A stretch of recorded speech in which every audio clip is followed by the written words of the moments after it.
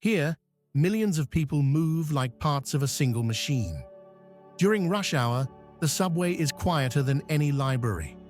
It's not just politeness, it's the art of coexisting with 12 million neighbors. An ancient temple, like Sensoji, stands next to the skyscrapers of Shinjuku. Neon lights shimmer on sacred ponds. In Tokyo, the 17th century shakes hands with the 21st, and it's not a show for tourists. Tokyo isn't a metropolis, it's an operating system. Trains arrive to the second. People apologize for breathing too loudly, but fall out of sync, and this flawless system becomes a wall you can't pass through. Welcome to a city where every move is precise, and respect is a way of life. Here, gentleness is power, and silence a language of its own. Japan has announced the launch of Jester, a new electronic travel authorization system, similar to ESTA in the US or ETA in Canada. The full rollout is expected soon. Now, before booking a flight, you'll need to fill out a form online, wait for approval, and only then buy your ticket. It's not about red tape, it's a filter. The city no longer wants random visitors.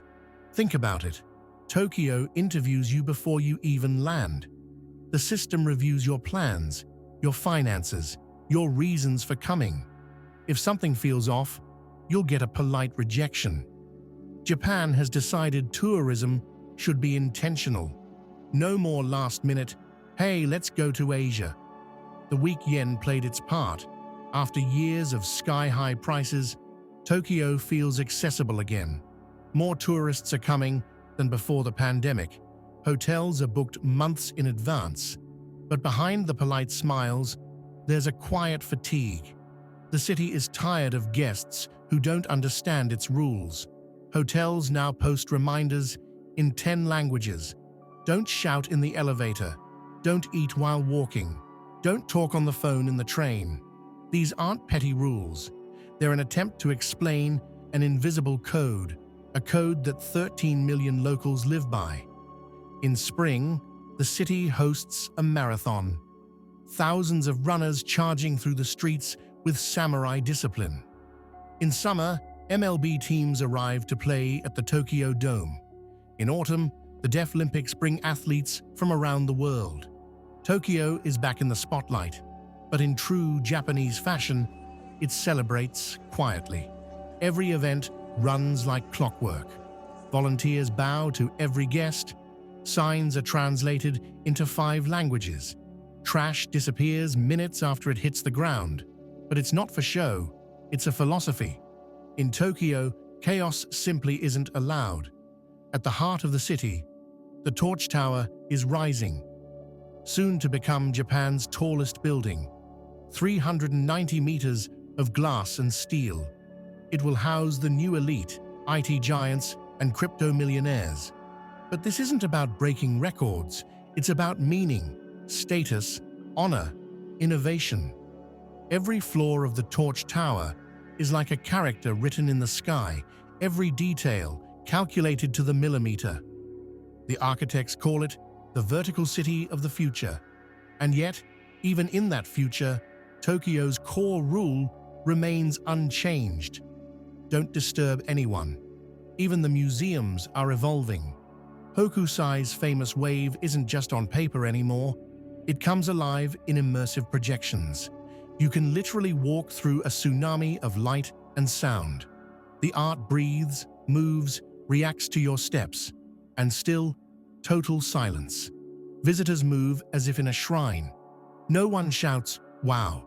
No one poses for loud selfies. Emotions stay inside. That too is part of the Japanese code. Here, awe is meant to be felt, not shown. Tokyo's economy runs like a Swiss watch, but on Japanese time. The subway arrives to the second. Mail is delivered at 7 a.m., not 7:01. Trash vanishes, stores open, people head to work. Everything happens without a visible push. You could live here for years and never figure out who's behind it all. Because it's not about people, it's the system. Polite efficient, unforgiving. And every Tokyoite is a cog in the machine. Behind every train is a conductor who apologizes for a 2-second delay. Behind every spotless station are cleaners who start at 4 a.m. Behind every vending machine is a technician who refills it 3 times a day. These people make Tokyo what it is, but you rarely see them. Because in this city, it's not brilliance that's valued, it's invisibility. Not standing out is the highest virtue. To do your job flawlessly and stay in the background. Maybe that's why tourists often feel strangely alone here, even among millions. Myth number 1. Tokyo is too perfect. Everything's lined up like robots. Boring, say those who've only seen Tokyo in photos. They imagine a soulless city where people march in sync and are afraid to take a step off script. But in reality, this order is comfort, refined into a science. 5 million people pass through Shinjuku Station every day, the busiest in the world, and no one pushes. Imagine that. The population of an entire country flows through one station daily. Every morning, millions move like a single organism. It's mutual respect, turned into an art of shared living. Myth number 2. Everything here is high-tech and futuristic. Neon, vending machines, robots. It feels like Blade Runner. Tourists come chasing that image of a city from the future. But walk just 2 blocks off the main road, and you'll find yourself in another era. Behind the malls are tea houses where ceremonies unfold, just as they did 300 years ago. In the morning, an engineer programs robots. In the evening, he meditates in a candlelit temple. School kids play in virtual reality, then practice ink calligraphy. Wooden torii gates stand in the shadows of AI-powered towers. Here, the future didn't erase the past. They've signed a truce. Myth number 3. The Japanese don't like foreigners. Closed off, no smiles, no small talk. A classic case of misreading cultural cues. Western tourists often expect the American-style welcome, big grins and hugs. When they don't get it, they assume rejection. But here, distance is a form of respect. You greet someone, they bow. You act with quiet courtesy. They'll go out of their way to help, even without speaking your language. Your purchases are wrapped like gifts for royalty. But raise your voice or break the invisible rules, and you instantly become an outsider. That's the unspoken contract. Respect our world, and we'll let you in. Myth number 4. You can be anyone here, total freedom. In Harajuku, you'll see goths, punks, people in full anime cosplay. No one bats an eye at bright or bizarre outfits. It feels like true freedom of expression. But freedom here comes with its own rules, as long as you don't disturb others. Talk loudly on the train, and you're already out of bounds. Wear overpowering perfume in a restaurant, and it's seen as disrespect.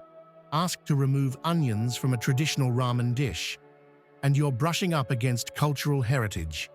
Your individuality is welcome, as long as it doesn't disrupt the peace. Myth number 5. The rules apply equally to everyone. Littering? Fine. Smoking in the wrong place? Fine. Talking loudly on the train? First a warning, then a report. No second chances, no long explanations. The system runs with 0 exceptions. Not knowing the rules doesn't exempt you from them. But this strictness isn't about punishment for its own sake. Every rule is a load-bearing part of the city's structure. Thanks to these boundaries, 13 million people live in harmony. You may not always see the rules, but you feel them constantly, like the scent of cherry blossoms in spring. Let's talk about how Tokyo's invisible rules play out in real life. Some of them might seem absurd until you understand the logic behind them. Almost all come down to one thing: respect for others. First, smoking only in cages. You're standing on an empty street corner. No one around. You reach for a cigarette, but nope, not allowed. Even if you're completely alone, smoking is permitted only in designated zones, enclosed with barriers, air vents, and ashtrays. It literally looks like a cage for smokers. Light up outside of it. That's a fine of up to 20,000 yen, nearly $200 for a single cigarette. But it's not about the money. Smoke is seen as invading someone else's personal space, even if that someone hasn't shown up yet. Imagine that. In a city where you can buy cigarettes from almost any vending machine, smoking itself is boxed in. Freedom exists, but only within strict boundaries. Like a reverse zoo, smokers behind bars, everyone else free.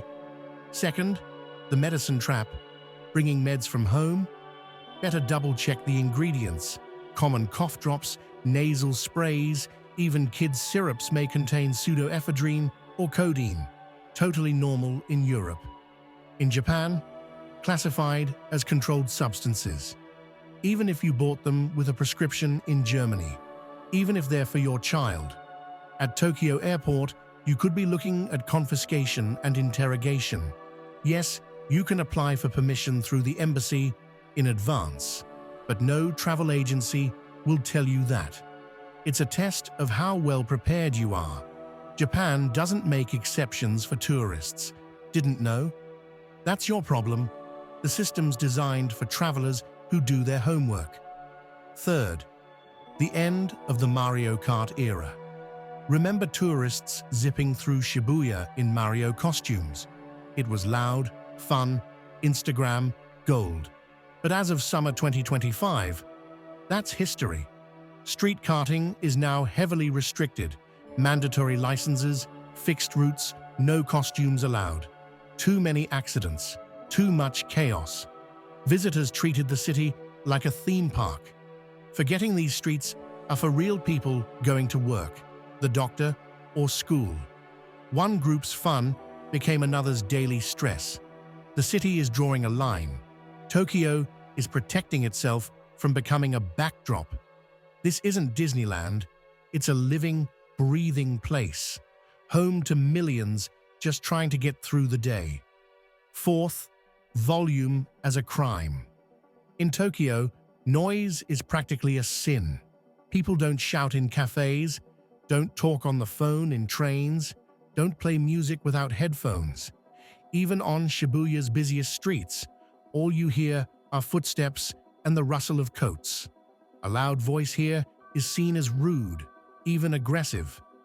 You might not be swearing or insulting anyone, but if you speak louder than a whisper, you're already crossing a line.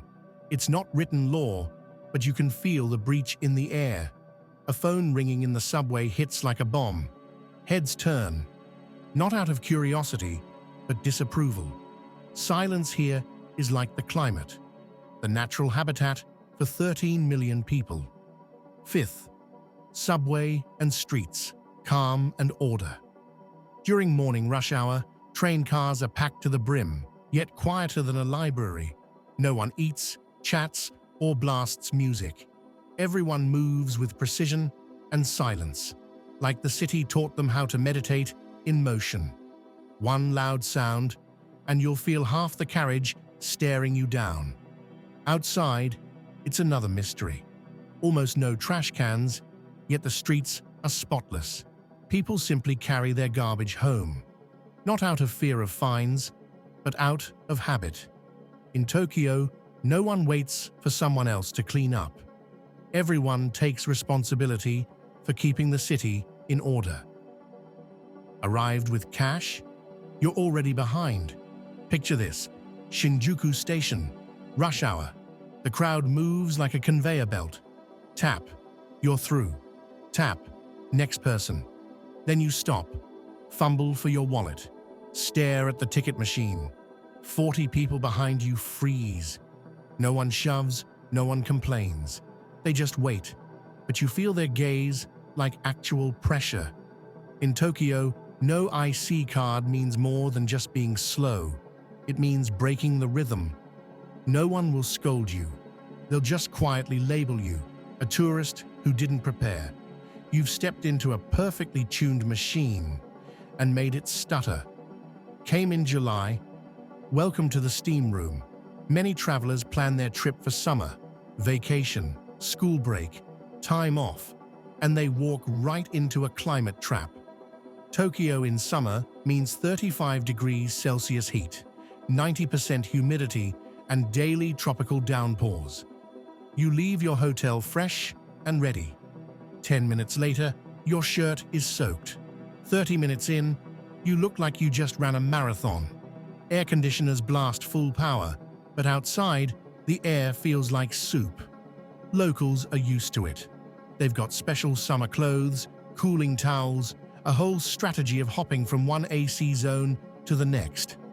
Meanwhile, you're wandering the streets like a tourist from a brochure. Only the smiles been replaced by visible suffering. The best time for Tokyo, spring or fall. March to April, when the cherry blossoms bloom. October to November, when the leaves turn red and gold. That's when the city really looks like a postcard, not an endurance test. Ask for sushi without wasabi? You're signaling mistrust. You sit at the counter and say, "No wasabi, please." The chef nods, but something shifts. You think you're just customizing your order, but in his eyes, you've just questioned his expertise. In traditional Japanese culture, a sushi chef knows the perfect balance: rice, fish, wasabi. It's the result of years, sometimes decades, of training. Asking to skip the wasabi is like telling a pianist which keys to play. Sure, many places in modern Tokyo cater to tourists, but in traditional sushi bars, the food follows the principle of omakase. The chef creates, you trust his vision. If you can't handle wasabi, say so in advance, or pick a more casual spot. But sometimes the issue isn't the heat, it's just the amount. Ask for directions. Politeness might lead you astray. You're lost. You show an address on your phone to a passerby. They smile, nod, point you somewhere. You follow their advice for half an hour and end up even more lost. It's not that they lied, it's that in Japan, a smile doesn't always mean yes. It can mean, I don't want to cause conflict. Maybe they didn't know the way, but saying, I'm not sure, felt rude. Want accurate directions? Ask at an info center, a police box, or use your phone's GPS. Random strangers will try to help, but their uncertainty, wrapped in politeness, might send you the wrong way. Think you've figured Tokyo out in a week? You've seen the sign, not the city. In this city, you can pay for a fake tour, get soaked in a summer storm, insult a chef with a careless request, get lost following polite gestures, hold up a line with the wrong card, but stop and really look, and you'll find a city that never tries to impress. It doesn't call out, make promises, or entertain. It just is, following its own rhythm, logic, and rules. And it opens up only to those who understand them. Tokyo isn't a tourist attraction. It's a living organism. You can visit and only skim the surface. Or you can try to sync with the system, and the city will show you its real face. Sensoji Temple and the old streets of Yanaka, meeting the soul of the city. If you want to feel the real Tokyo, start with the oldest parts. Sensoji is over 1,500 years of history, right in the heart of the modern capital. The red Kaminarimon gate greets you like a portal to another era. Walk under the giant paper lantern, and you'll find yourself on Nakamisa Dori, a street that's been selling souvenirs for 400 years. The same Meiji charms, the same rice paper, the same traditional sweets. The air is thick with incense. Bells ring softly. Prayer scrolls whisper in the breeze. Then come the Yanaka neighborhoods. Imagine the 1970s, frozen in a quiet pocket of the city. Narrow alleys, wooden houses, shops the size of a garage. Grandmas sell handmade mochi. Cats nap on rooftops. Lanterns sway gently overhead. Shibuya Crossing, the choreography of chaos. The world's most famous crosswalk. Every 2 minutes, 3,000 people surge across it, 500,000 in a single day. The numbers are impressive, but that's not the point. What matters is how it looks like chaos, but moves like a Swiss watch. The signal changes, and 5 streams of people flood the intersection. They weave, glide, pass through each other, and no one collides. It's not luck, it's collective choreography without rehearsal. Everyone knows their pace, their path, their rhythm. The city has taught them to move as one. You can stand on a corner and watch for hours. It's moving meditation. The best view? From the second floor of the Starbucks nearby. Grab a coffee, sit by the window, and watch the ballet of the metropolis unfold. Even chaos here is choreographed. Team Lab Borderless, art that reaches out to you. This isn't a museum in the traditional sense. It's another reality, one you step into like a parallel world. Dark rooms where the walls, floor, and ceiling become a single living screen. Digital waterfalls flow around your feet. Butterflies land on your shoulder, then vanish at your touch. Here, art isn't something framed on a wall. It moves, breathes, responds to you. Step into a room full of crystals. They light up as you walk. Touch a flower on the wall. It blooms, then bursts into petals. Team Lab proved that the future of museums has already arrived. Art is no longer something you just look at. It's something you interact with. And Tokyo was the first to make that future real. 3 hours here feel like 30 minutes. Toyosu Market, the city's culinary heart. Forget tourist-friendly restaurants with English menus. The real flavor of Tokyo lives at the new Toyosu Fish Market. This is where the legendary Tsukiji vendors relocated, bringing their tradition and mastery with them. Tiny eateries the size of closets. Chefs cook right in front of you. Tuna from the morning auction, rice warm like breath, wasabi grated by hand. You eat standing at tall counters. People talk little, savor a lot. Come hungry and ready to wait in line. The best spots?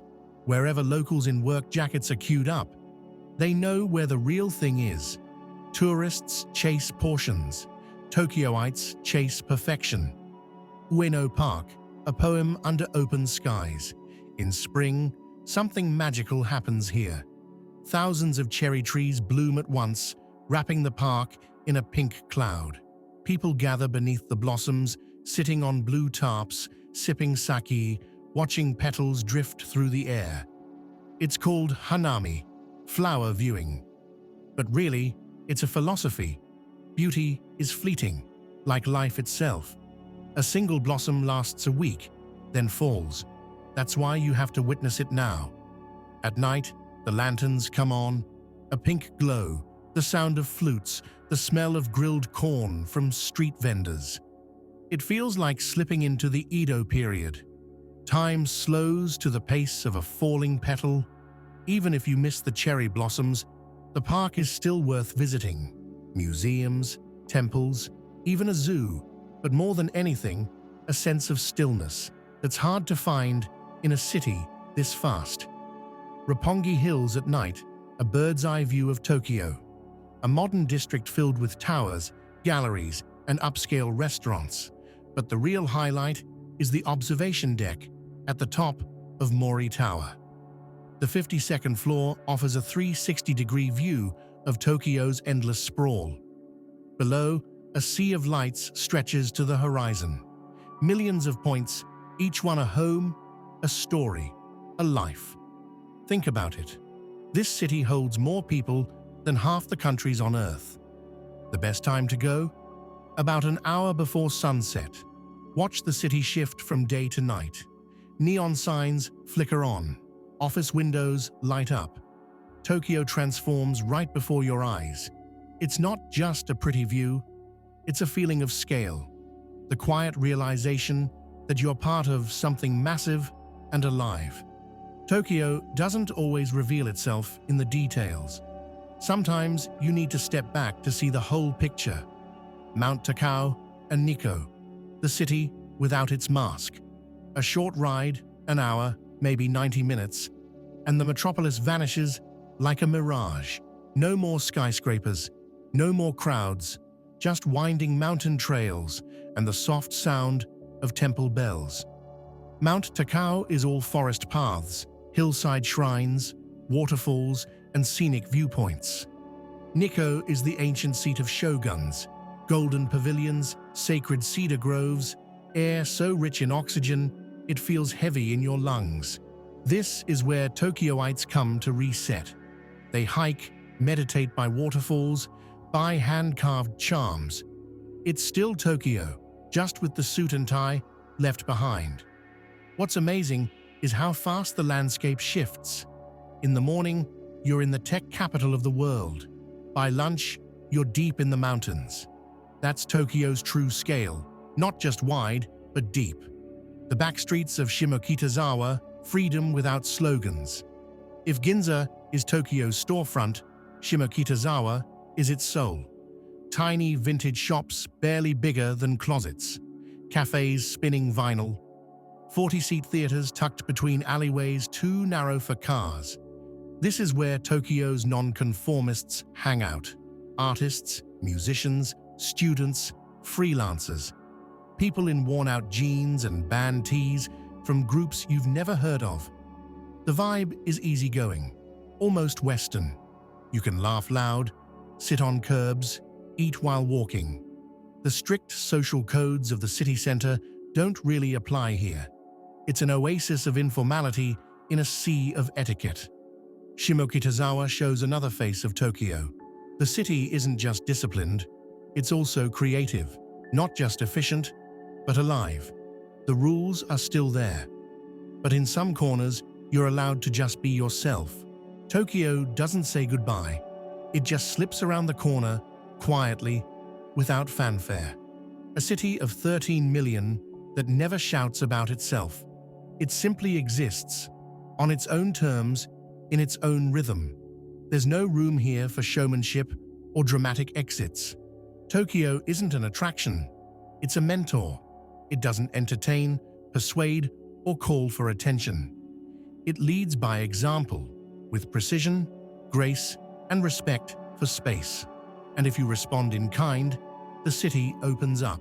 The architecture begins to breathe. The service feels like magic. The food leaves an imprint on your memory. Most of all, you're left with the sense that you've touched another civilization. You don't conquer Tokyo. You dissolve into it, into the flow of the crowd, into the quiet structure, into the polite silence. If you want to belong, follow its rhythm. If you want to stand out, maybe this place isn't meant for you.